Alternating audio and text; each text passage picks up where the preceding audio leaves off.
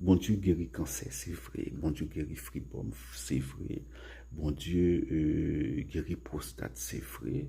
Euh, Bonjour, je vais sur cette vidéo en tant que philosophe catholique, hein. Et alors, j'écoutais quelqu'un prêcher à la radio comme ça, hein. Il disait, bon Dieu guérit prostate, bon Dieu guérit fibrome, bon Dieu guérit cancer. Tout bagage ça est vrai. Mais, avant que yo dit moun yo que bon Dieu fait miracle, faut que yo dit moun yo que miracle sont bagage qui arrive rarement. Les miracles sont rarissimes. Voilà.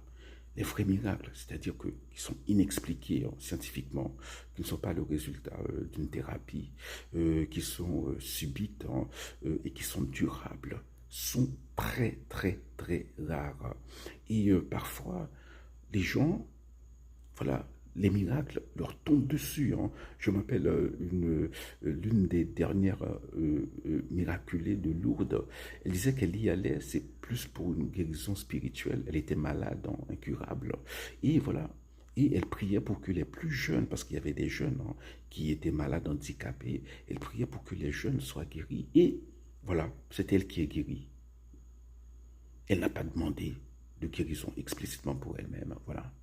Dieu fait ce qu'il veut. C'est une chose, mais la chose la plus importante, hein, c'est que ce genre de discours hein, qui est, voilà, qui est comme ça, hein, c'est le genre de discours qu'on trouve dans l'évangile, hein, dans l'évangile de la prospérité. Hein, dans cet évangile-là, les obstacles hein, à la vie spirituelle, ce sont les obstacles matériels, hein, comme le manque d'argent ou voilà, les maladies. Alors que les vrais obstacles à la vie spirituelle, dans le christianisme, dans le vrai christianisme, c'est l'avarice, c'est l'égoïsme, c'est l'individualisme. L'individualisme aux États-Unis voilà, qui est un mode de vie. Hein. Voilà, vous voyez des chrétiens, des gens qui se disent chrétiens et qui il y a passé beaucoup de temps homeless. Et c'est comme si que homeless n'a pas existé.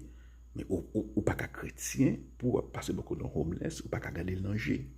Parce que homeless, c'est Jésus. Il dit dans Matthieu 25, 31, 46, c'est pas même qu'à 20 ans. Donc voilà.